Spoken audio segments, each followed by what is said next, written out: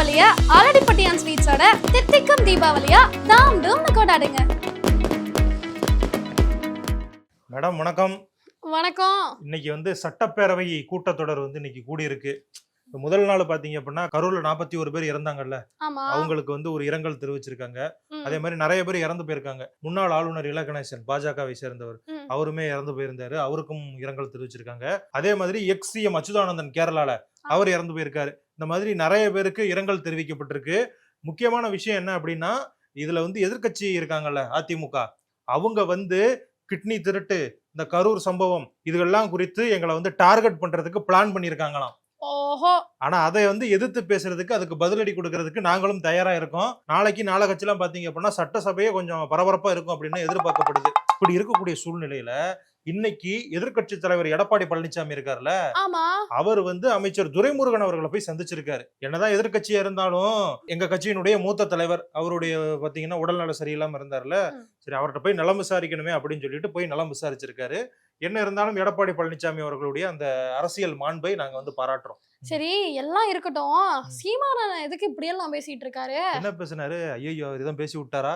ஆமா, நீங்க வேற. ஏற்கனவே பிசிகாவினர் ஒரு வழக்கறிஞரை அடிச்சிட்டாங்க. அது குறித்து கேட்கும்போது, எங்க அண்ணனை பத்தி எவனா தப்பா பேசினா, எங்க அண்ணனை அடிக்க எவனாவது எகிரிட்டு போனா நானே அடிப்பேன் அப்படின்ட்டாரு. இப்படி எல்லாம் 1008 கதை இழுத்து விடாதீங்க.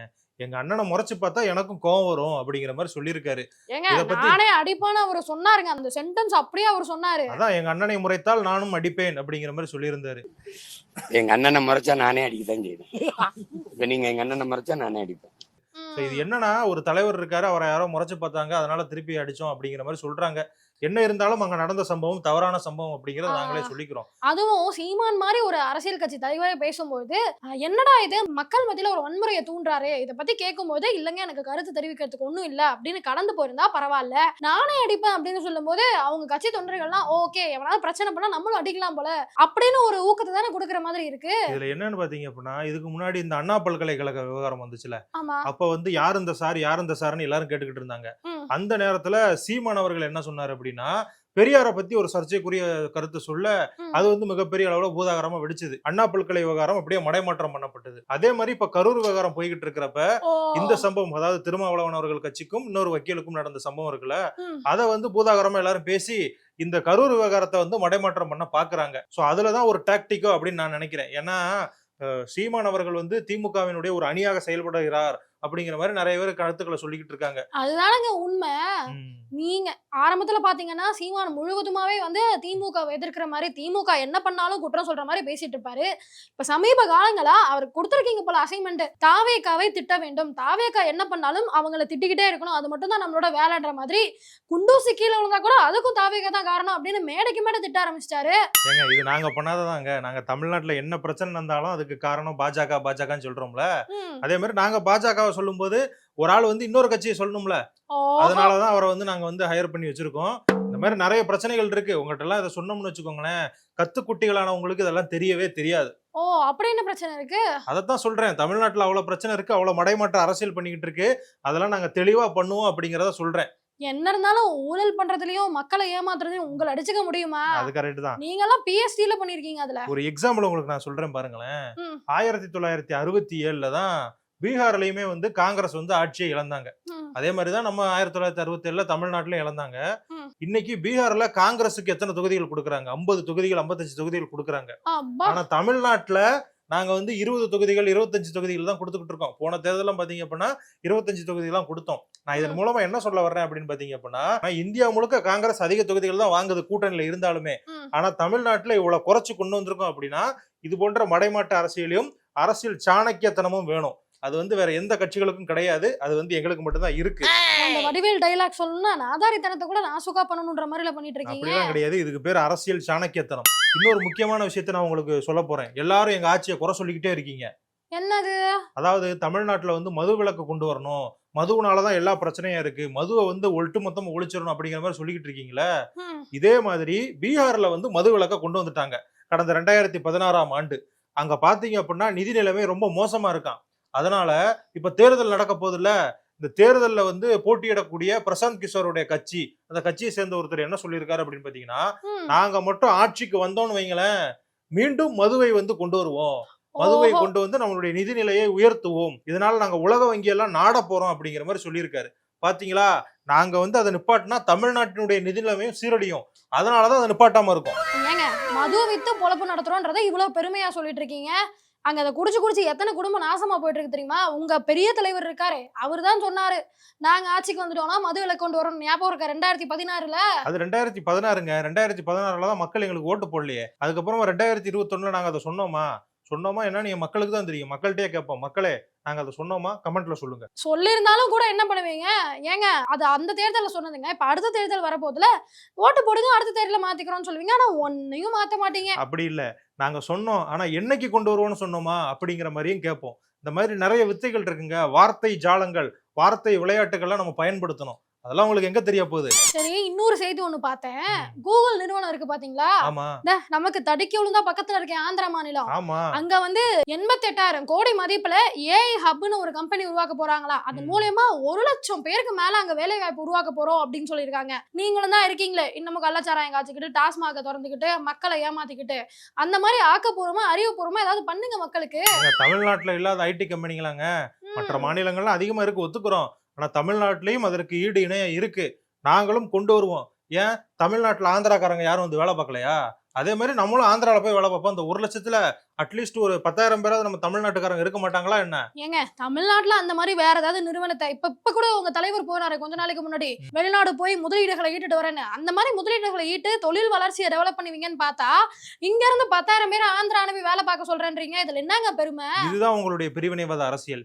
இந்தியா ஒண்ணுன்னு சொல்றீங்கல்ல, அப்ப ஆந்திராவும் நம்மளும் வந்து பக்கத்து அண்டை மாநிலங்கள் தானே, அதுவும் ஒரு திராவிட பூமி தானே. அக்கார்டிங் டு தமிழ்நாடு நாங்கெல்லாம் திராவிட பூமின்னு சொல்லுவோம், அவங்க வந்து ஏத்துக்க மாட்டாங்க, அது ஒரு பக்கம் இருக்கட்டும். ஆனா அதுவுமே நாங்க திராவிட பூமியா தான் நினைக்கிறோம். அது வளர்ந்துட்டு போதும், அதை விட நம்ம பெருசா வளரணும்னு நினைக்கிறோமே தவிர அவங்களுக்கு அது வந்துருச்சு நமக்கு இது வரல அப்படிங்கிற மாதிரிலாம் குறை சொல்லிக்கிட்டு இருக்க கூடாது. அதை புரிஞ்சுக்கோங்க. இங்க இருந்து இடத்த காலி பண்ணுங்க. எப்ப பார்த்தாலும் நெகட்டிவாவே பேசிக்கிட்டு இருக்காது, எனக்கு அது பிடிக்கவே இல்லை. ஒரு கடன் வர மாதிரி என்ன சொல்லணும்?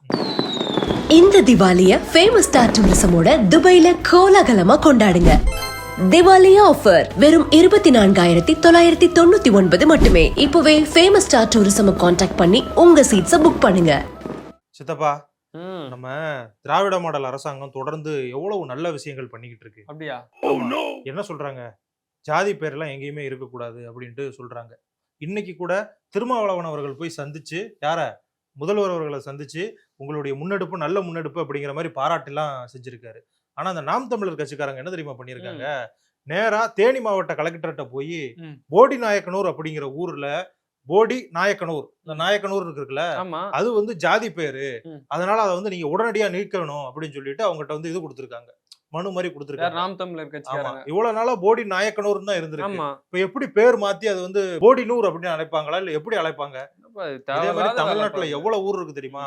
போத்திரெட்டிப்பட்டின்னு ஒரு ஊர் இருக்கு, ரெட்டியார்பட்டின்னு ஒரு ஊர் இருக்கு, அதே மாதிரி பெரிய நாயக்கம்பாளையம், அந்த பாளையம், இந்த பாளையம், நிறைய நாயக்கரபாளையம், ரெட்டியாரபாளையம் அப்படி நிறைய இருக்கு. இப்படி இருக்கும் பொழுது இந்த பேரெல்லாம் மாத்த முடியுமா? அதே மாதிரி பெருமாள் தேவன்பட்டின்னு ஒரு ஊர் இருக்கு சிவகாசி பக்கத்துல.